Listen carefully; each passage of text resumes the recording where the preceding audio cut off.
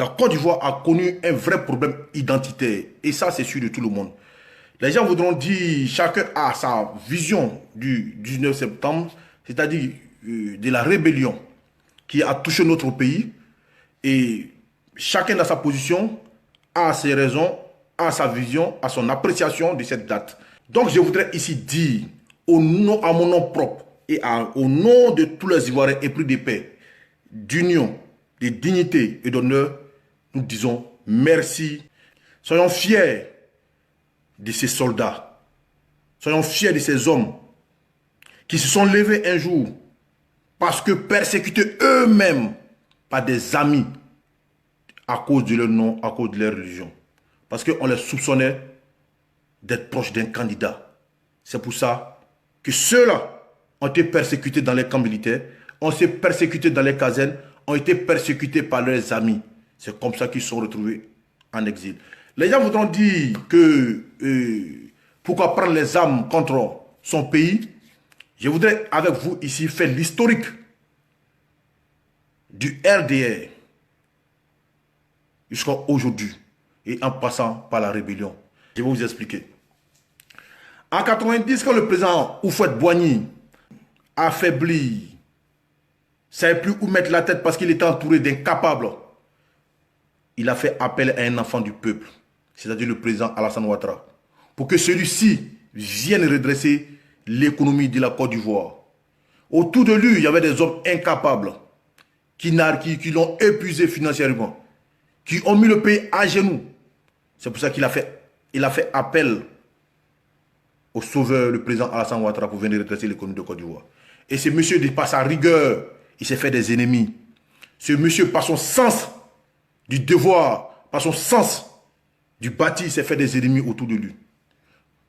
Et c'est en cela que la jalousie va commencer. Souvenez-vous que la première constitution, c'est-à-dire que la première république de Côte d'Ivoire, après le décès du président ou les vacances du président, c'est le président de l'Assemblée nationale qui devenait directement le président de la République. Avant Bédié, le président de l'Assemblée nationale de Côte d'Ivoire était Philippe Yassé, qui était de Jacquesville.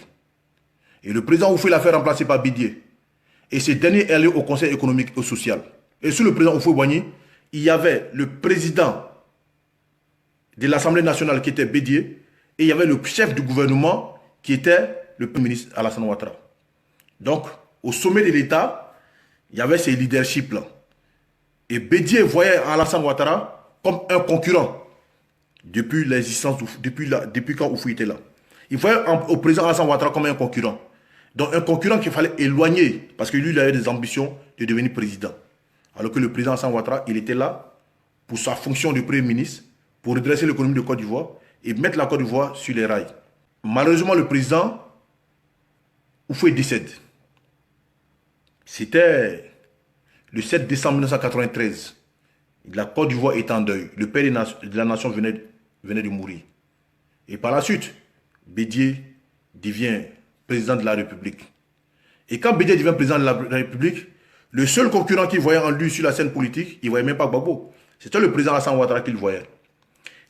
Donc, après la mort d'Oufoué, le PDC-RDA, qui était parti unique et qui avait une seule opposition, c'est-à-dire un seul parti opposé à lui, c'était le FPI de Gbagbo.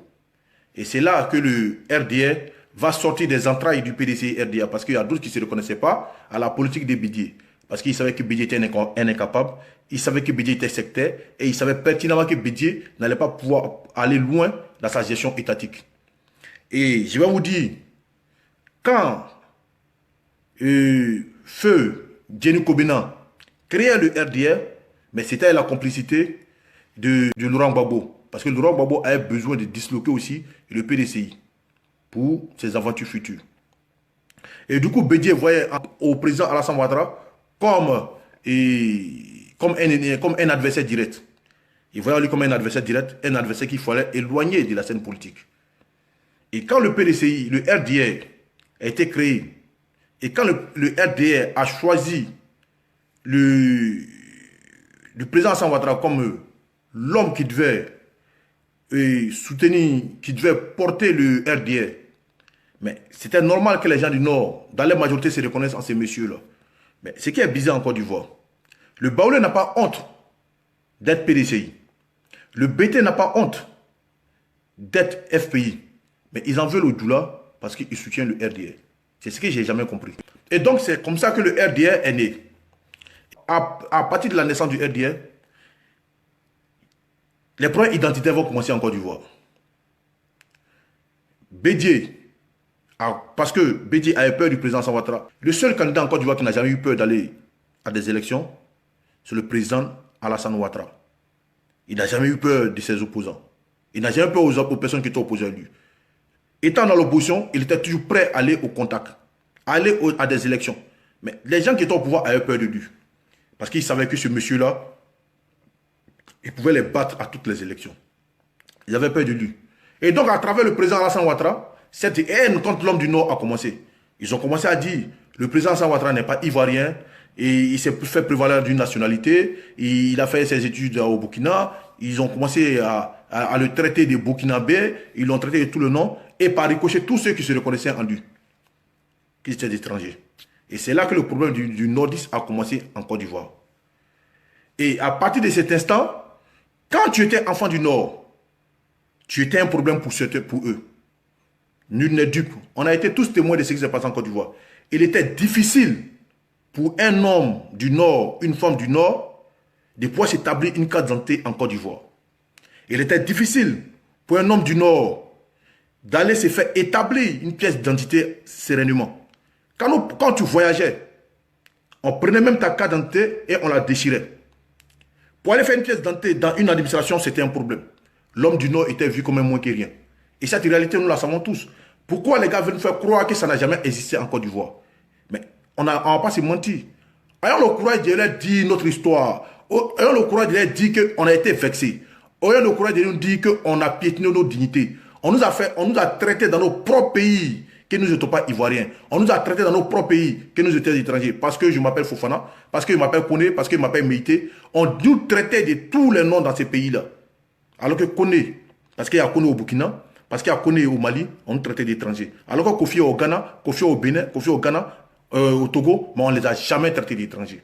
Parce que pour eux, le président Alassane Ouattara était un problème qu'il fallait écarter avec lui, tous ceux qui se reconnaissaient en eux. Sous Feu Boigny, on n'a jamais eu ce problème. Et c'est là que tout le problème est parti. Et on est resté dans cet imbroglio qu'on est arrivé en 95. Il y a eu l'élection de 95. Avant, en Côte d'Ivoire, les élections étaient organisées par le ministère de l'Intérieur. C'est-à-dire que c'est Bombé qui organisait les élections. Et c'est maintenant que la CEI s'occupe de ça. Mais avant, c'était le ministère de l'Intérieur, c'était Bombé. Et on se souvient bien que Bombé, un moment, a dit que si le président Alassane Ouattara veut, il n'est qu'à fournir un certificat de nationalité chaque minute, mais il ne sera jamais candidat, il ne sera jamais ivoirien en Côte d'Ivoire. Et ça, c'est des preuves pour dire que le problème du président Alassane Ouattara en Côte d'Ivoire n'était pas un problème juridique, c'était un problème personnel. Même quand le juge de Dimbokro, Zoro Ebifani, lui a donné son certificat de nationalité à Dimbokro, ils ont eu l'audace, le courage d'appeler ce monsieur-là, ce cadre-là, le petit juge de Dimbokro.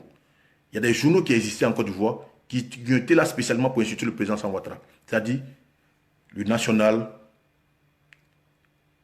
Il y avait ces journaux qui étaient là spécialement pour le traiter de tous les noms.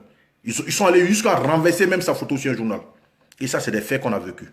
Et quand on est arrivé en 95, pendant les élections, le président Alassane Ouattara a été écarté. Et quand il a été écarté, à l'époque du Front républicain avec Gbagbo, Gbagbo, il a dit devant tout le monde que le président Alassane Ouattara est plus ivoirien que tout le monde ici. Et que tous ceux qui vont s'opposer à sa candidature le trouveront son chemin.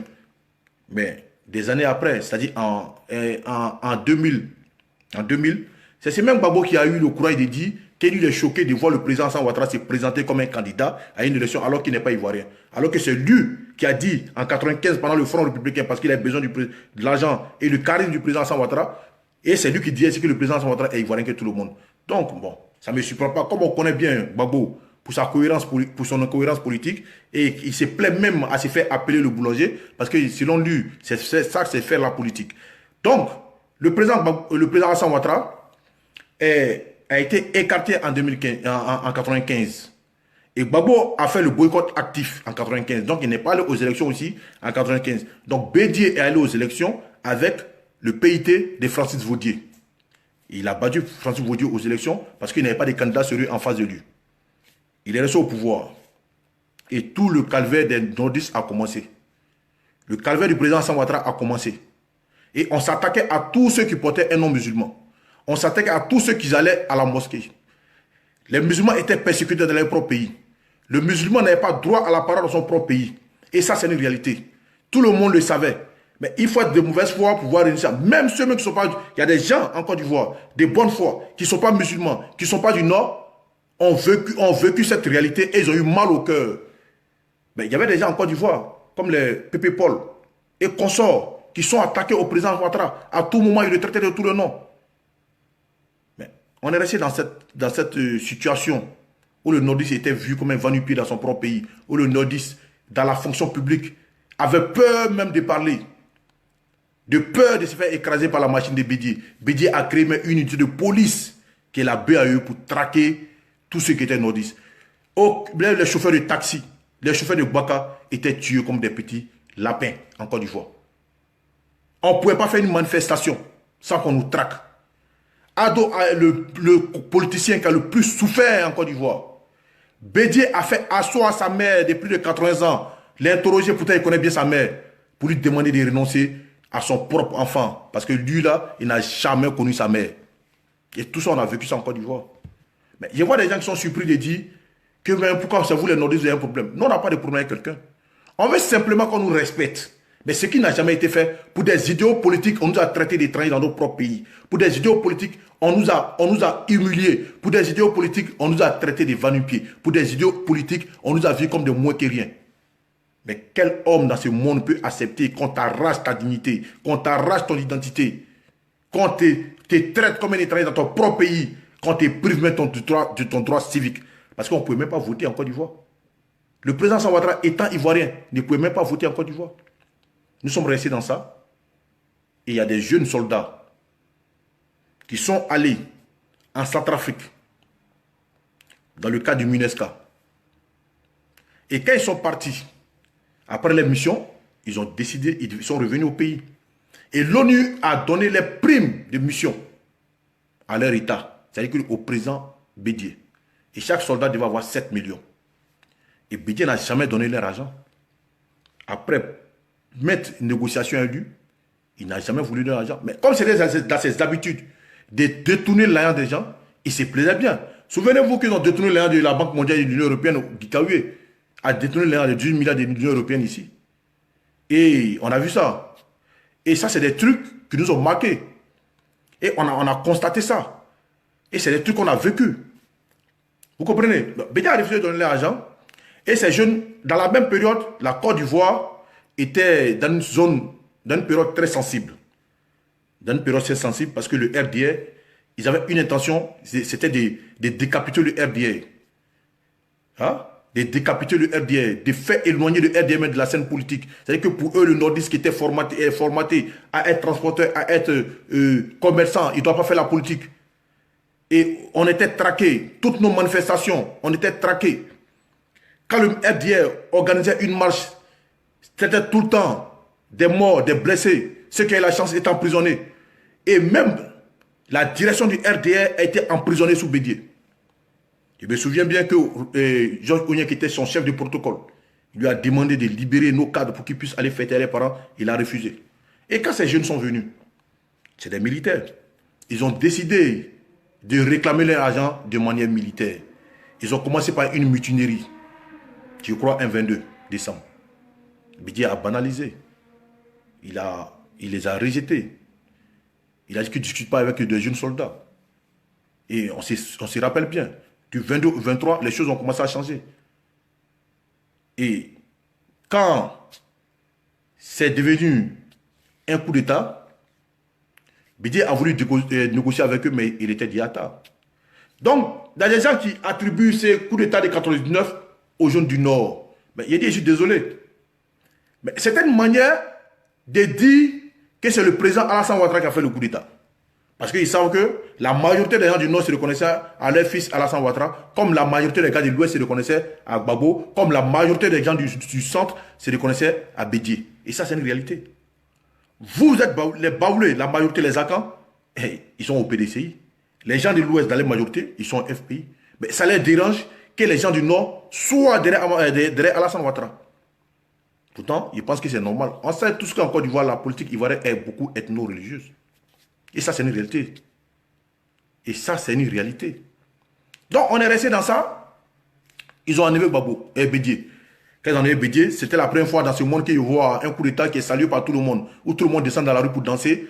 Et comme si c'était, on a vu en 99 ici de la Côte d'Ivoire, tout le monde est sorti ce jour-là pour danser. Tout le monde était content. Tout le monde était heureux. Voilà. Et tout le monde était dans la rue, dans la joie. Parce que Bédié était parti avec son esprit de division, des haines, des xénophobies. Et ceux qui disent que non, que c'est une vengeance, qui peut accepter dans son pays d'être piétiné dignement? Qui peut accepter dans son pays qu'on lui arrache sa dignité, son honneur, et que tu sois con pour venir me poser la question si c'est une vengeance? Est-ce que toi, mec, me demandes si c'est une vengeance là? Est-ce que toi, si on t'arrache ta dignité, on te tue pour tes idéaux politiques, on te tue parce que tu es du Nord, on te tue parce que tu es musulman, on te tue parce que tu crois aux idéaux de quelqu'un, tu vas venir me poser la question si c'est pas vengeance? Oui, c'est une vengeance. Parce qu'aucun peuple ne peut accepter de se faire marcher dessus, de se faire indigner. On vient lui arracher son honneur, on vient lui arracher sa vie, on vient lui arracher ses valeurs. Et c'est ainsi que Bédié est parti. Et quand Bédié est parti, les gens qui ont accusé le président Alassane Ouattara d'avoir fait le coup d'État de 1999, mais eux là, quand ils sont quittés au Gabon, quand Gbagbo est quitté au Gabon, mais ils ont arrêté Gbagbo. C'est les militaires qui sont allés chercher Gbagbo au corridor du Nord. Et Gbagbo, je me souviens bien, ce jour-là, a dit que si ce coup d'État peut donner un coup de pouce à la démocratie, alors ce coup d'État, il est salutaire. Donc entre lui et le président Alassane Ouattara qui a condamné ce jour-là le coup d'État, qui a parrainé le coup d'État? Mais c'est bien Gbagbo. Parce que dans la nomenclature de ceux qui ont fait asseoir, c'est-à-dire que le CNSP, qui était le Conseil national du salut public, qui était dirigé par Guy Robert, on peut compter les nordistes qui étaient dedans. Moi, les nordistes qui connaissent, ces jours-là, il y avait le général Ablaye Coulibaly et le général Lansana Palinfo. Même Ibé n'était pas dans le CNSP. Mais Boka Yapi était dans le CNSP. Pourtant, il était sergent. Mais Ibé était sergent-chef. Et dans le CNSP, c'était que des gens du sud, de l'ouest. Et quelques gars du centre. Mais il n'y avait seulement que 2 gars du nord dedans. Mais ils ont dit que non, que c'est les nordistes qui ont fait le coup d'État. Mais si les nordistes ont fait le coup d'État, mais pourquoi ils ont donné toute cette base-là aux gens du sud et du nord et du centre? Voilà des questions qu'on doit se poser. Mais c'était une manière de se dédouaner et faire accuser le président Alassane Ouattara pour ternir son image. Parce qu'il y a des gens qui ont des ambitions de venir au pouvoir. Ceux qui étaient militaires à l'époque savent comment, dans l'armée, les enfants du Nord étaient traqués. Ils savent pertinemment que dans l'armée, comment les enfants du Nord étaient vus. Ils sont dit quoi? Il y a un gars qui est en prison actuellement qui a voulu faire un coup d'État sur le président Alassane Ouattara. Kate Nyotoa. Mais les Kate Nyotoa, là, les casernes, là, ils ont commencé à faire des réunions. Ils ont commencé à sensibiliser les bases. Ils ont commencé à écarter les enfants du Nord qui étaient dans l'armée. Ils ont commencé à les isoler. Parce qu'ils se sont dit quoi? Que ceux-là, de la manière on les voit là, si on ne les écarte pas, un jour, ils peuvent faire quelque chose. Donc il faut les écarter parce que là, il y a un gars là qui s'appelle Alassane Ouattara, il est du Nord comme eux. Il faut les écarter pour affaiblir ces candidats là. Mais pourtant, entre Alassane Ouattara et ces jeunes soldats, il n'y a pas de rapport. Mais on est tous ivoiriens, on a tous le droit d'avoir un parti politique.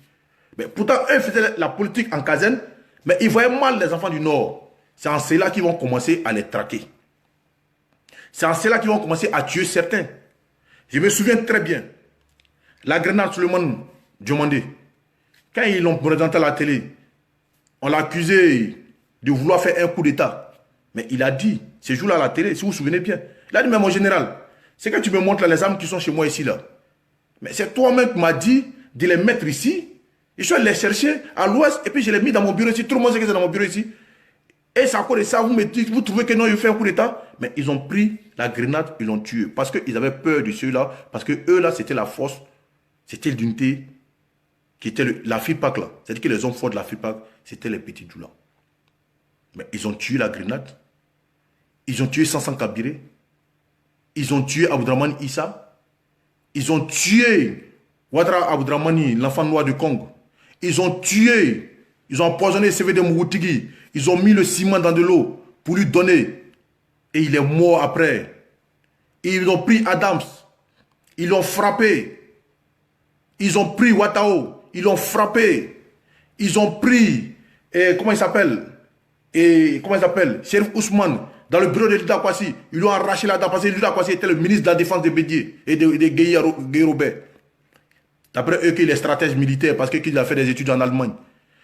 Thio Faugier, ils l'ont frappé, ils l'ont même laissé comme mort. Ibé, ils l'envoient à Ottawa. La vidéo de Ibé est là. C'est là que Ibé, ils ont arrêté certains, les ont mis en prison. C'est là que Ibé a rendu démission. Il dit, mais mon général, mais les jeunes que tu as pris, tu as mis en prison là, qu'est-ce qu'ils t'ont fait? Mais le général, si on veut faire coup d'état sur toi, on allait faire coup d'état sur toi.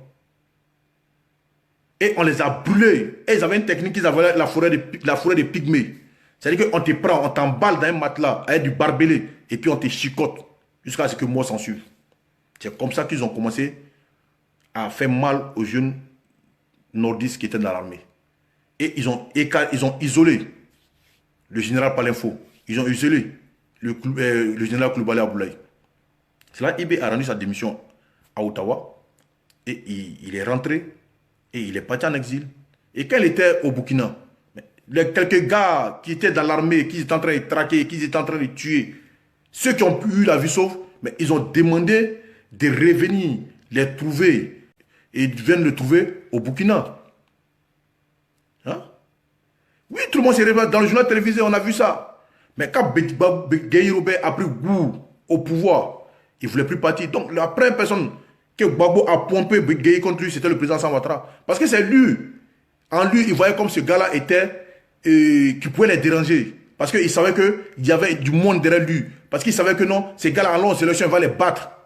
Donc, Gbagbo a commencé à monter Guy Robert contre le président Alassane Ouattara et contre l'ensemble des Ivoiriens du Nord.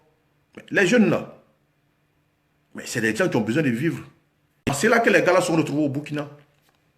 Mais étant au Burkina, mais, le président burkinabé d'alors, Blaise Compaoré, il est rentré en négociation avec Gbagbo ici pour lui dire qu'il y a des jeunes Ivoiriens ici qui sont en train de se former. Laissez-les rentrer dans les pays. Mais il a dit, ouais, on voit ça après. Parce qu'il a eu confiance.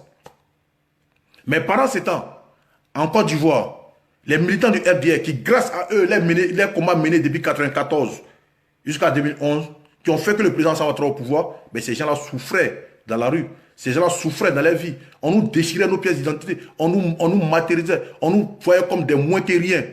On nous prenait comme des cons dans nos propres pays. Tu avais peur de dire que non, que tu es du Nord. Parce que quand tu disais du Nord, on te taxait directement d'étranger parce que tu es RDR. Et ça, c'est notre histoire. Et nous n'allons pas oublier notre histoire. Donc, ces jeunes-là ont décidé un jour de rentrer dans les pays. C'est des militaires. Mais les gens me disent que non, est-ce qu'ils avaient besoin de prendre les armes contre les pays? Mais est-ce que quand les tuaient dans les camps là-bas, là, mais c'est bouillon on les donnait pour les tuer? Quand les tuaient dans les camps, quand les tuaient comme des moins que rien là, c'est biberon on les donnait? Mais c'est des armes qu'on prenait pour les tuer. Mais qui peut accepter dans ce monde-là de se faire éliminer, de se faire tuer gratuitement à cause de ton ethnie, à cause de ton nom, à cause de tes idéaux politiques? Mais ces jeunes-là ont décidé de rentrer dans le pays. Maintenant, il y a des gars qui me disent souvent ici que pourquoi on ne laisse pas Gbagbo rentrer dans son pays. Mais je voulais leur rappeler que ceux qui étaient au Burkina, c'est des Ivoiriens. Mais ils cherchaient à rentrer dans leur pays. Mais ils ont refusé. On les a nargués, on s'est moqué même de leur souffrance. Et on nous a même dit que ces gens-là, quand ils s'arrêtent à un feu, on sait où ils sont. On nous a même dit que quand ils vont s'asseoir dans un kiosque au Burkina, on sait où ils sont. Donc ces jeunes-là ont décidé de rentrer dans leur pays. Ils ont décidé de rentrer dans les pays en prenant les armes. Et c'est comme ça qu'il y a eu le 19 septembre. Mais avant le 19 septembre, on nous a parlé de plusieurs complots. Voilà pourquoi je vais vous dire un truc ici où ils ont tout le temps voulu lier la vie de ces soldats-là au président Alassane Ouattara. Souvenez-vous de la Mercedes du cheval blanc. Ils ont dit que le président Alassane Ouattara était derrière. Mais jusqu'à présent, ils n'ont pas pu nous prouver ça par écrit ou par message, rien.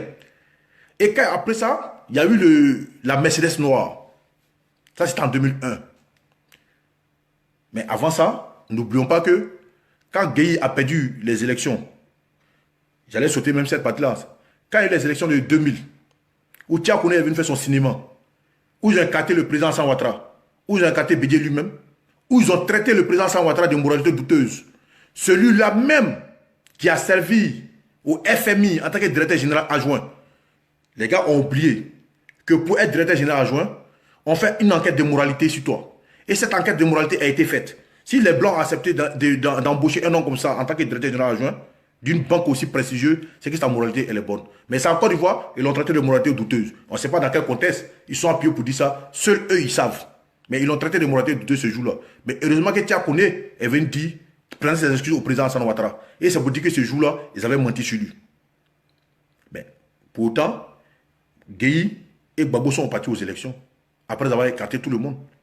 Mais pour annoncer la candidature ce jour-là, souvenez-vous, il y a eu coup-feu à Abidjan, parce qu'ils savaient que non, ce qu'ils allaient faire, c'était mauvais. Ce qu'ils avaient fait, c'était pas bon. Il y a eu coup d'État. Et ils ont fait un état d'urgence, ils ont fait coup-feu pour annoncer les résultats. Et quand ils ont fait les résultats, Gueye a dit qu'il a gagné les élections. Gbagbo a dit que c'est lui qui a gagné. Tout le monde, on sait ce qui s'est passé ce jour-là. Tous les gars sont sortis, il y a eu des morts, il y a eu des tueries. Et le lendemain, quelques jours après, quand Gbagbo, que c'est lui le président, et quand il s'est fait investir, ce jour-là, ses amis français, les Noël Jospin et autres, l'ont aidé à être au pouvoir. Ce jour-là, les Français n'étaient pas mauvais. Mais quand Gbagbo, sur les chaînes étrangères, BBC, RFI, tout ça, a annoncé que non, c'est lui qui a gagné, Gbagbo est au pouvoir. Mais le lendemain, on a retrouvé le corps des charniers. Et la majorité des gars, c'était des enfants du Nord. C'était que des enfants du Nord. Et ces gens-là n'ont pas été pris dans la rue. Ils sont allés les prendre chez eux à la maison. Et ils sont allés les tuer dans la forêt du Banco. C'était le premier charnier qu'on découvrait en Côte d'Ivoire. Et ces charniers-là, c'était les enfants du Nord. Mais avec ça, vous voulez que non? On oublie notre histoire. Avec ça, vous voulez que non? On vous laisse nous exterminer parce que pour vous, nous ne sommes pas des hommes. Et Gbagbo même a dit qu'il a été élu de manière calamiteuse. On a vu des femmes qui ont été violées. On a vu des enfants, des gens qui ont été tués. Parce qu'ils étaient nordistes, parce qu'ils étaient djoula, parce qu'ils étaient musulmans. On a vécu tout ça dans ces pays. Juste parce que nous croyons à un homme. Juste pour nos idéaux politiques. Après le charnier, la vie a continué son train quotidien où Gbagbo était au pouvoir. Où ils ont même lancé et le petit djoula était vu comme un moins que rien. Où les chauffeurs de Baka, pour rien, étaient abattus comme des moins que rien. Et il y a eu le complot de la Mercedes noire. C'était en 2001. Mais avant ça, il y avait une élection législative où ils ont empêché le président Alassane Ouattara d'être candidat. Vous vous souvenez de ça? Il était candidat aux législatives au nom de Kong. Mais ils ont refusé qu'il soit candidat. Mais avant ça, on allait à une élection municipale où nous, avec nos indépendants, on était les majoritaires, on a gagné plus de communes. Donc les gars savaient pertinemment qu'on était les plus forts sur le terrain. Donc, complot de Mercedes noire là, quand ça s'est fait là, souvenez-vous, ces jours-là, ils nous ont sorti une invention qui depuis le Chine, c'était ma première fois d'entendre ça. Que la Mercedes noire a pris la direction de Kong. Tout ça pour dire que c'est le président Alassane Ouattara qui a envoyé des gens pour venir faire coup d'État. Vous vous souvenez bien que la Mercedes noire là, a pris la direction de Kong. Que l'avion Alpha Jet a poursuivi la Mercedes et que la Mercedes a pris la direction de Kong. Ils n'ont pas pu retrouver la Mercedes. Tout ça pour accuser le président Alassane Ouattara. Et nous avons vécu ça dans ces pays-là. Et c'est à la suite de ça que tout ce qui s'est passé, et tout ça, les rébellions, tout ça, et les jeunes ont fait les rébellions, ils sont rentrés au pays. Le pays a été coupé en deux. Mais n'oublions pas que cette rébellion, la tête pensante, c'était Ibrahim Koulibaly, qui était à Ottawa, qui a rendu sa démission, et qui a appelé ses frères, les quelques-uns qui étaient là, et les a ramenés vers lui pour aller au Burkina. Parce que eux, c'est des militaires. La seule manière de s'exprimer, c'est par les armes. Mais c'est par les armes qu'on les a chassés. Donc, c'est par les armes qu'ils vont s'exprimer. On ne demande pas à un militaire de venir s'asseoir, prendre une feuille, un stylo, pour venir faire dicter. Non, le militaire s'exprime avec les armes. Gbagbo aurait pu éviter ça. s'il avait accepté de discuter avec les jeunes, mais il croyait tellement à ses forces. D'après lui-même, il a dit qu'il a les informations sur eux, que l'armée et les services secrets français et américains lui donnent tout le temps des informations concernant ces gens qui étaient à l'extérieur. Pourtant, c'est des Ivoiriens qui avaient besoin de rentrer dans leur pays. Donc, ça vous dit que le président Alassane Ouattara n'a rien à voir avec cette rébellion. Et quand les gens là sont rentrés, Soro Guillaume, qui était venu en France ici, dans l'espoir de s'inscrire dans une université, est rentré en contact avec Dakouri Tablé, M. Dakouri Tablé, qui, si vous avez bonne mémoire, M. Dakouri Tablé a été une fois arrêté à l'aéroport d'Abidjan, quand il venait de Burkina, parce qu'on disait qu'on le soupçonnait d'être de connivence avec un gars qui préparait un coup d'État. Ils ont fouillé même ses bagages, après ils l'ont libéré. Mais Dakouri Tablé était un ancien ami à Gbagbo. C'était les gars qui étaient au Front Populaire. Ils étaient ensemble avant. Mais celui-là, elle est Blébléchal, Dakouri Tablé et plein d'autres sont entrés en discorde avec Gbagbo parce qu'il les a tous trahis, alors que c'est eux qui l'ont fait. Ça, c'était... Donc, Soro Guillaume, qui était en France ici, cherche à voir Dakouri Tablé parce que il va au Burkina pour chercher à croiser Ibé et il dit, grand frère, vous êtes là, on a appris que vous êtes ici. Voilà, moi, je suis un enfant du Nord. Nous, on a vécu beaucoup de choses. Je voudrais vous rejoindre aussi pour qu'ensemble, on mène ce combat pour la dignité de l'homme du Nord, pour la liberté de l'homme du Nord, pour installer un état de droit. Et Ibé, dans sa vidéo, il a dit que, ah, petit frère, actuellement, moi, je suis concentré à ma formation. Et il faudrait que tu viennes après et on va parler. On va voir ce qu'on peut te donner. Et une fois, il est venu le voir, il est venu voir Ibé, qui est la tête pensante, qui était avec ses amis au Burkina en train de se former. Il a dit, nous sommes des militaires. Nous, ce qui nous concerne, c'est l'armée. C'est les armes, non, on connaît. Et comme toi, tu as été à la FESI, quand les journalistes vont venir, toi, tu vas répondre aux journalistes. Voilà comment Soro intègre la rébellion. Lui qui fait croire aux gens qu'il est le tenant et l'aboutissant de la rébellion, voilà comment la rébellion a été constituée. Quand on traquait les gens dans les camps militaires, quand on tuait les gens dans les camps militaires, quand on rentrait, et les 500 cabinets, quand ils les tuaient, Soro, qui connaissait Soro? Personne ne le connaissait. Mais on reconnaît que le frère a participé un moment à la rébellion. On lui reconnaît ça. Mais vouloir aujourd'hui ramener tout à lui, c'est ça qui nous dérange. Que le président Alassane Ouattara doit être reconnaissant vis-à-vis de lui, c'est ça qui nous dérange. Mais si nous, aujourd'hui, on doit être reconnaissant vis-à-vis de quelqu'un dans cette rébellion, que ceux qui sont venus nettoyer notre dignité, mais c'est bien les militaires. Il y a quelques-uns qui sont encore là. Il y a quelques-uns qui sont encore là. Si moi, la rébellion, si on doit dire que la rébellion m'a sauvé, j'irai dire merci à Chérif Ousmane, qui lui-même qui a pris au but dans son bras, selon c'est dit. J'irai dire merci à Thio Fosier. J'irai dire merci à Kone Messamba. J'irai dire merci à Kone Zakaria. J'irai dire merci à Touré Hervé. J'irai dire merci à celui de Korogola, Fofio Kwaku. J'irai dire merci à mon grand frère Fofana Loseni, commandant Los. J'irai dire merci à comment dire, tous les chefs qui ont donné leur vie pour que nous, on soit libres dans ce pays parce que nous, on était opprimés. Parce que la vie de l'Ivoire, la vie du Doula est un moment, la vie du Nordiste est un moment. C'est-à-dire, que tu sois Sénoufo, que tu sois Maoka, que tu sois Tagbana, que tu sois Koyara. En tout cas, si tu es du Nord, on était devenus comme en Birmanie, là. Hein? En Birmanie, là, les gars qui souffrent en Birmanie, là, on était un peu comme eux. On était un peu comme les Ouïghours en Chine. On n'avait pas droit à la parole. Nos mamans étaient humiliés. Nos papas étaient humiliés. Nous-mêmes jeunes, on était humiliés. Quand on décide d'aller faire attendre nos voix dans la rue, on nous traquait comme des chiens. On nous traitait comme des chiens. On nous traquait. Madame Gbagbo a eu à dire ici que les femmes qui sont allées marcher et puis on les a violées, que c'est elles-mêmes qui sont allées chercher. Nous, on a vécu tout ça dans ce pays. Mais est-ce que nous, les douleurs, est-ce qu'un jour on s'est levé pour dire on va se venger de vous? On ne l'a jamais fait. Parce qu'on a un esprit de vivre ensemble avec vous. Donc, ces gens qui nous ont sauvés, là, qui ont donné leur vie pour que nous soyons en liberté, pour que nous soyons des hommes libres aujourd'hui, là. Mais si on ne peut pas les honorer de dîner, c'est temps, qu'est-ce qu'on peut faire? Que son âme repose en paix, Ouattao. Que son âme repose en paix, Zagazara, Terasuba Ouma. Que son âme repose en paix, Kas Bamba. Que son âme repose en paix, tous ces soldats qui ont été tués, tous ces soldats qui sont morts. Les Ouattara Mourou, là. Moi, je connais Ouattara Mourou quand il allait combattre à Daloa. Beaucoup de choses que je sais.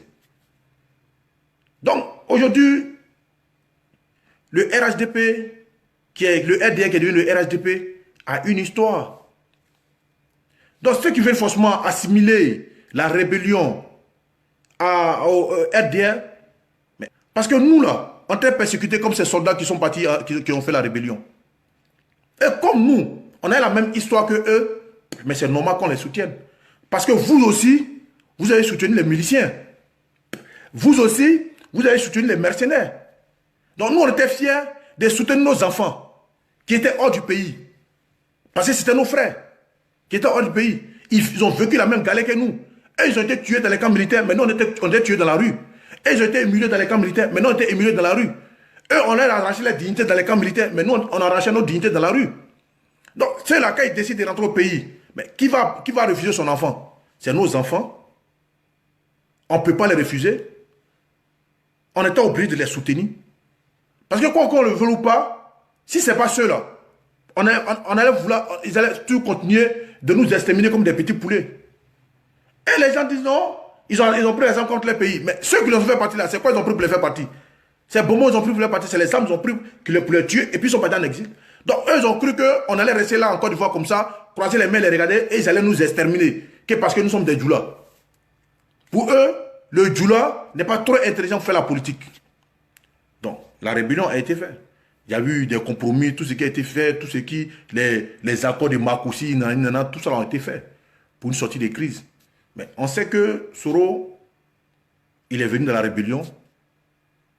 C'est un civil, un étudiant. Il a appelé ses amis étudiants avec qui s'entendaient bien. Ils ont créé la centrale. Ils ont bien pillé le nord. Ils ont fait tout ce qu'ils voulaient.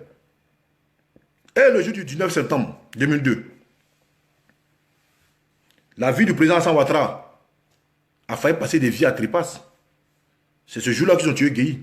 Mais la cour du président Alassane Ouattara a été attaquée.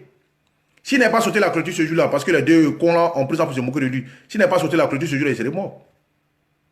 Il serait tué. Mais le capitaine Dosso Boubakari, que j'ai connu au 2e bataillon de Daloa, qui était son aide de camp, quand il est parti voir sa maison et il a négocié avec ses frères d'armes, mais il était tué comme un mouton. Il a été tué. Je me souviens bien ces jours-là. C'est ma tante qui l'avait son treillis à Abidjan, à Daloa. Il a été tué. Donc, on a vécu tout ça là. Et vous voulez que non, aujourd'hui, on vienne de ces terres et qu'on ne glorifie pas ces héros-là. C'est que grâce à qui aujourd'hui, nous sommes heureux. Ce n'est pas la rébellion qui a donné le pouvoir au président Alassane Ouattara. La rébellion a joué son rôle. La rébellion est venue nous faire respecter. La rébellion est venue pour nous donner notre dignité bafouée. La rébellion est venue pour donner la dignité de l'enfant du Nord en accord avec tout ce qui s'est passé. Mais pourquoi la majorité des jeunes ont adhéré à la rébellion? Parce qu'ils s'y reconnaissaient dans cette vie-là. Parce que c'est les parents. Ils ont les mêmes réalités. Ils ont le même vécu.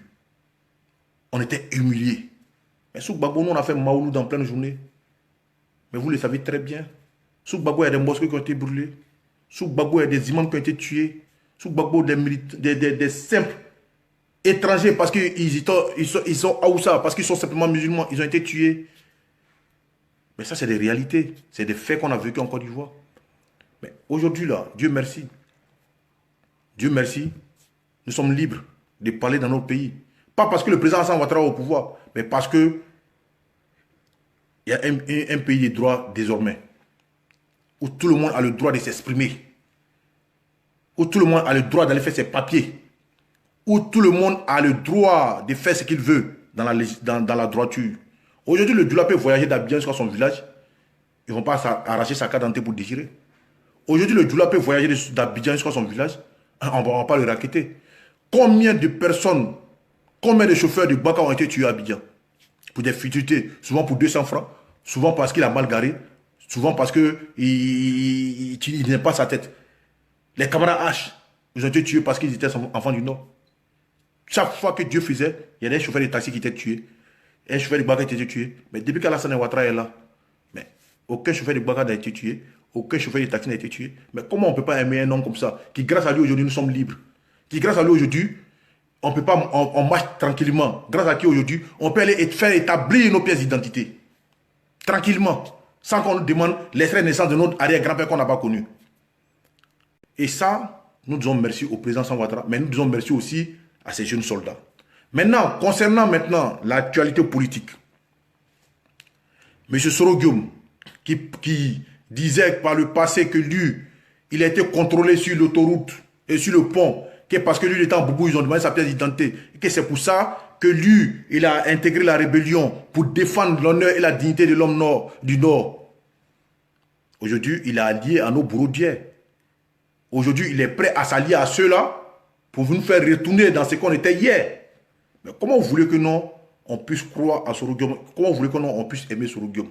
Qui, parce que, pour son envie de pouvoir, est prêt aujourd'hui à nous faire liquider. Et pour ces gars qui a fait éliminer ces bienfaiteurs même dans la rébellion, ben, n'oubliez pas que c'est Ibé qui l'a fait rentrer dans la rébellion. Mais il a fait tuer Ibé, il a dit dans sa bouche. Il a opposé les chefs de guerre.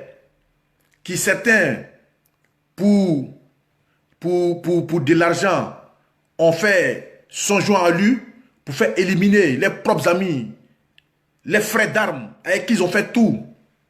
Mais Dieu est témoin, chacun ira répondre de ses actes demain, le jour de la rétribution. Mais Soro aujourd'hui, là, ça lie à des gens qui nous ont fait mal hier, qui nous ont tués hier, qui nous ont rendus misérables hier, qui ont piétiné nos dignités et qui sont encore prêts à nous tuer. Parce qu'ils le disent même eux-mêmes dans leur bouche. Quand Alassane Ouattara ne sera pas au pouvoir, vous allez voir ici. Vous les Djoula là-haut tuer. On lit ça tout le temps sur la toile ici. Mais comment vous voulez que non, on puisse laisser un monsieur que nos parapluies atomiques et puis croiser nos mains pour que vous venez nous éliminer encore? Donc chacun a son histoire. Et notre histoire, c'est un problème identitaire. On a vu poudre identitaire, c'est ce qu'ils ont dit dedans. Tout le monde se souvient bien de ça. C'est pour ça que moi, Don Bento Gravano, je suis prêt pour le président Alassane Ouattara jusqu'à ce que moi s'en suive. Ils ne sont pas seuls. Nous sommes des millions comme ça. Maintenant, ce que je voudrais dire concernant la Constitution, là. Soro qui est en train de crier sur tous les toits ici. Soro n'est pas à nous. Et Soro n'a jamais été à nous dans la rébellion. Parce que quand tu souffres dans un combat, tu ne le trahis pas. Mais ce que Soro doit comprendre, il est devenu ce qu'il est grâce aux militaires. Il est devenu ce qu'il est là, grâce à ceux qui ont pris les armes. Mais eux, ils n'ont pas pris les armes pour que lui soit politicien. Ils n'ont pas pris les armes pour qu'il soit président de la République. Ils ont pris les armes pour la liberté des gens du Nord, pour leur dignité eux-mêmes, pour qu'ils puissent rentrer dans leur pays. Mais ils n'ont pas dit qu'on prend les armes pour que toi, Soro Guillaume, tu dois président.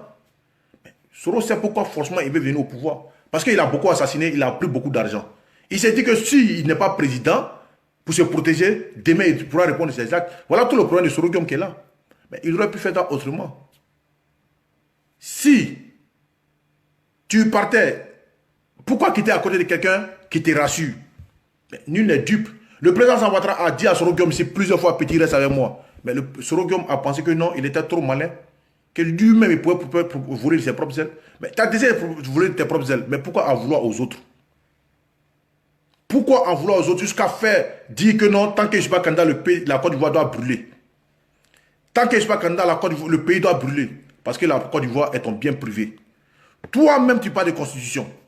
Mais la constitution de Côte d'Ivoire ne te permet pas d'être candidat parce que tu as été condamné par accoutumance. C'est-à-dire que tu es privé de tes droits civiques. Mais toi, tu dis non. Quelqu'un, selon toi, n'est pas candidat, lui n'est qu'à quitter. On n'a qu'à l'enlever sur la liste des candidats. Mais toi, que la constitution ne te permet pas d'être candidat, mais toi, on peut mettre ton nom sur la liste des candidats. Parce que toi, Soro, tout ce que tu fais, on doit accepter. Parce que c'est toi, Soro. Mais on t'accuse de blanchiment d'argent. On dit que tu as pris. Toi-même, tu as dit que tu es budget de souveraineté. Tu as pris pour acheter ta maison. Mais est-ce que toi-même, tu trouves ça normal? Que tu prennes l'argent de l'État, quand tu as pris pour tes missions au niveau de la primature, pour aller acheter une maison de l'État, pour en faire ton bien privé. Voilà un homme comme ça. Si demain, lui vient président de la République, mais qu'est-ce que tu vas lui dire s'il prend l'argent de l'État même pour faire son bien privé? Parce qu'il a déjà fait ça à la primature. Il a fait à l'Assemblée nationale. Mais là, s'il s'est dit s'il devient président, mais lui là, il n'aura pas besoin d'opposants. Les opposants ne vont pas exister en Côte d'Ivoire. Et ça, c'est une réalité. Donc, voilà tous ces faits-là qui sont là. Et aujourd'hui, le monsieur, il va même s'allier à Boka Sako, à Abel Naki. Il demande à Bédier de ne pas se présenter aux élections. Il menace maintenant KKB. Il dit à tout le monde, celui qui va partir aux élections, le président Ouattara, quand vient venir aux affaires, la personne va répondre de ses actes devant la justice. Toute cette galère que nous, nordistes, avons vécu en Côte d'Ivoire, c'était de nos frères qui sont peut-être du centre, de l'Est, de l'Ouest.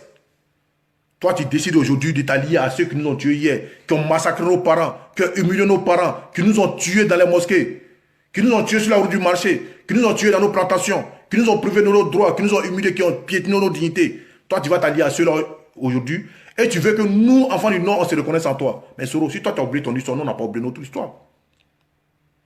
Si toi, tu as oublié ton histoire, là, nous, on n'a pas oublié notre histoire parce que tu prouves maintenant que en réalité, quand tu étais dans la rébellion, tu n'étais pas un nous, de cœur. Tu étais là pour tes sensations personnelles et égocentriques. Tu donnes raison aujourd'hui à ceux qui ont dit que toi, Soro Guillaume, tu as trahi la rébellion au profit de Gbagbo. Voilà pourquoi Gbagbo ne peut jamais te pardonner. Parce que tu as pris son argent dans l'espoir de diviser la rébellion et ça n'a pas marché. Malheureusement, tu ne pouvais pas lui dire la vérité parce que tu n'avais pas la maîtrise de la rébellion. Mais aujourd'hui, quand on parle, tu dis mes amis sont morts pour rien. Parce que toi, on devait faire de toi un président comme ça, tes amis ne seront pas morts pour rien. Tu vois comment tu es égocentrique. Passant à ta propre personne, tu dis non. Toi, si on te fait président, tes amis ne seront pas morts pour rien. Mais comme tes amis, on ne t'a pas fait président, donc tes amis sont morts pour rien. Donc, si on veut t'entendre bien, toi, tes amis sont morts pour que toi, tu sois président. Mais la réalité est que tes amis n'ont pas pris l'exemple pour que tu sois président. Les chefs de guerre sont là. Mais comme c'est des militaires, ils ont une réserve de silence. Sinon, ils allaient parler. Ils ont une réserve de silence. C'est des militaires. Ils ne peuvent pas parler. Mais la vérité est là. Nous tous, on a été témoins de la crise politique. Mais Soro, on sait que non, que tu as occupé ces postes étatiques-là de manière circonstancielle.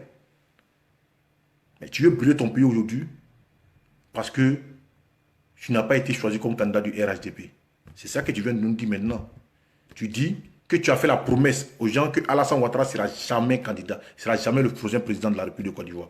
Parce que tu avais dit aux gens que Amadou Gon, paix à son âme, ne sera jamais le candidat du RHDP, qu'il y a des gens qui sont restés dubitatifs, que la réalité est là. Tu venais de nous dire que c'est toi qui as tué Amadou Gon. Mais il faudrait que tu saches que non. Dans la vie, c'est Dieu qui décide de la vie de tout un chacun. De ta vie, de ta mort. C'est Dieu qui décide de tout. Tu n'as pas tué Amadou Gon. Ça a plu à Dieu de le rappeler auprès de lui. Maintenant, si toi tu t'attribues ça, moi je pense qu'aujourd'hui, les choses sont claires. Le que Soro va mettre pied en Côte d'Ivoire. Logique va arriver dans le Ourodougou là. Il n'a pas dit autre chose. Hein. Le qui va arriver dans le Ourodougou là, nous seulement là, il va nous donner notre fils, Ibrahima Koulibaly. Les enfants là, il va nous donner nos enfants. Les enfants qu'il a mis dans le conteneur, dans cette affaire IB là, il va nous donner nos enfants. Il va nous donner nos enfants. En tout cas, il peut se promener où il veut. Moi, je suis convaincu d'une chose. Dans le Kabadougou, dans le Ourodougou, Soro ne peut pas arriver là-bas. Même quelqu'un qui n'a même pas laissé son beau-père, Désiré Tagoro, ne peut pas laisser quelqu'un. Vous comprenez? Donc c'est en cela que je vous dis, soyez sereins. Le président Ouattara vous dit qu'il ne vous a jamais dessus. Soyez sereins. Parce que l'homme ne nous a jamais dessus. Il dit que les élections auront lieu et les élections auront lieu. Les élections auront lieu et les élections auront lieu. Et personne ne va empêcher ça. Nous avons une histoire. Frère, un peuple sans histoire, c'est un peuple qui n'a pas de repères. Nous, on a un repère. Parce qu'on a connu notre passé. Et les gens continuent de nous dire que logique que ce parapluie atomique que le président Ouattara n'est pas là, qu'ils vont nous tuer. C'est-à-dire qu'ils vont nous montrer ce qu'on a vécu par le passé, là, ils vont nous faire vivre ça encore. Et nous savons que c'est des hypocrites. Nous savons que c'est des gars méchants. Ils ont voulu qu'on reste là comme ça en Côte d'Ivoire, les regarder, qui viennent nous piétiner, qui viennent nous anéantir, qui fassent disparaître l'être que nous sommes. Parce que pour eux, le Djoula ne doit pas être quelque chose dans ce pays. Pour eux, le Djoula doit être chauffeur. Pour eux, le Djoula doit être commerçant. Le Djoula n'a pas un cerveau pour diriger un État. Et nous allons leur montrer que nous, là, on les aime. C'est nos frères. Parce que la Côte d'Ivoire, on a tous mélangé. Nous, on n'a pas de problème avec eux. Ce qu'on leur demande, c'est de nous respecter. Si Bédié décide de ne pas aller aux élections, parce qu'ici, Soro l'empêche d'aller aux élections. Si KKB refuse d'aller aux élections, si Afi N'Guessan, qui a dit que non, que Gueye Robert et sa famille partaient faire une déclaration de prise de pouvoir, et qu'il a été tué même avec son chien, ne va pas aux élections, Alassane Ouattara va rester au pouvoir. Mais je voudrais rappeler ici, avant de finir cette vidéo, pour dire à Soro Guillaume, que je répète ça encore. Soro, tu peux faire ce que tu veux. Tu es libre de penser ce que tu veux. Tu as décidé de faire ta politique. Tu as décidé de vouloir tes propres ailes. C'est ton choix. Mais de grâce, laisse la Côte d'Ivoire tranquille. Laisse la Côte d'Ivoire tranquille. La Côte d'Ivoire n'est pas ton bien privé. La Côte d'Ivoire n'est pas ton héritage. Quand il regarde des enfants du Nord, avec notre vécu, avec tout ce qu'on a connu dans ce pays-là, en train de suivre des gens qui nous ont tués hier, qui nous ont humiliés hier, qui nous ont traqués hier. Il m'a dit, mais ils ont quel problème? Il m'a dit que non, ils souffrent d'ignorance, alors que l'ignorance est la maladie la plus grave dans ce monde. Je voudrais dire à Soro, s'il décide de mettre le feu à la Côte d'Ivoire, on va brûler ensemble. Je dis à Soro encore, de jour, on sait que non, qu'il a recruté des miliciens qui étaient à la solde de Blé Goudé. C'est pour ça qu'il prend la tâche aujourd'hui, avec tous les gars qui étaient en accord avec les miliciens. Ils ont recruté des miliciens qui sont dans des coins. Voilà pourquoi il dit à l'État ivoirien d'être super vigilant. Toute cette guérilla urbaine qu'ils ont commencé à s'attaquer à la gendarmerie, les camions de gendarmerie, tout ça, il faudrait que nos dirigeants comprennent. Quand Soro dit qu'il va attaquer, ce ne sera pas une guerre comme État contre État. Mais ils vont s'attaquer à des petits endroits comme ça. Et après, maintenant, faites une sorte d'envergure. Mais soyons vigilants. Le président Alassane Ouattara sait ce qu'il fait. Soro peut dire tout ce qu'il veut. En France, ici, le président, il est ici, ils ne vont pas s'occuper de lui. Soro peut faire ce qu'il veut. Mais Soro, il faudra qu'il sache que le jour qu'ils vont verser le sang des Ivoiriens parce qu'il veut devenir président, il ne sera jamais président en Côte d'Ivoire. Parce que nous-mêmes, enfants du Nord, ce qui a fait que nous, on est partis en exil, là, ce qui a fait que nos gars sont partis en exil, ce qui a fait que nos frères ont été tués, là, nous-mêmes, on va prendre les armes contre lui. On va faire une rébellion contre lui. Parce qu'on ne peut pas accepter que là, dans la galère, dans la souffrance, on est quitté, que lui vienne jouer ça parce que lui veut devenir président. On ne va jamais l'accepter. On ne va jamais accepter que dans la souffrance que nous, les enfants du Nord, avons connue, l'humiliation que nous, les enfants du Nord, avons connue, la maltraitance que nous avons connue en Côte d'Ivoire, nous traiter de tout le nom, nous considérer comme des moins que rien. Dieu merci aujourd'hui, là, c'est un souvenir. Si lui, Soro, parce qu'il veut devenir président, qui veut nous faire revenir dans ça, on ne va jamais l'accepter. En tout cas, Soro, on va te faire la guerre jusqu'à ton dernier retranchement. Il faut mettre ça dans ta tête. Parce que tu es un enfant indigne. Allez sensibiliser nos parents, allez leur dire que le président Alassane Ouattara est prêt pour eux et que le président Alassane Ouattara au soir du 31 octobre va gagner les élections. Ce sera un coup KO. Parce qu'en face, il n'y a personne, parce qu'ils ont peur d'aller aux élections avec nous. Voilà pourquoi Soro est en train de les distraire. Parce qu'il pense qu'en faisant ça, ça va donner une raison à ses bêtises, à ses tentatives de coup d'état qu'il veut faire. Mais il va trouver des hommes devant lui. Parce que quand tu dis non, tu es condamné là. Tu n'as plus de droit civique. Qu'il laisse, il met Gbagbo hors de ses conneries. Parce que l'avocat de Gbagbo dit que Gbagbo n'a pas envoyé quelqu'un pour aller déposer son dossier de candidature. Voilà des gens qui pensent à leurs intérêts personnels. Pendant que les gens sont en train de penser comment construire un État et ils pensent comment on vient voler pour s'enrichir. Et c'est ça la réalité des Soro autour de lui. Il vous dit aujourd'hui, il y a plein qui sont un Soro. Ils sont là encore de peut-être ce qu'ils leur donnent. Mais la réalité, ils savent. Quand ils ont commencé à insulter les nordistes, quand la femme l'a dit, les Madou, les Sori, les Kona, c'est pas les Soro de Paris et puis la Mérable Blendé qui sont sortis pour insulter la dame. Mais ça devait les amener à réfléchir. Pendant que vous sortez pour insulter la dame, vous-même vous traitez des frères du Nord d'étrangers. Pendant ce temps, votre Sorokion continue de s'allier à des gens qui vous ont combattu hier. Ceux-mêmes que vous vous êtes assis hier pour insulter là, vous allez à eux aujourd'hui pour combattre votre propre sang, pour combattre votre famille, pour combattre votre peuple, à cause des intérêts personnels, à cause des intérêts égocentriques, à cause des intérêts mesquins. Vous êtes quel genre d'enfants? Mais je voudrais rappeler à mes frères des autres peuples de Côte d'Ivoire. On n'a pas honte d'être nordiste et d'aimer le RHDP.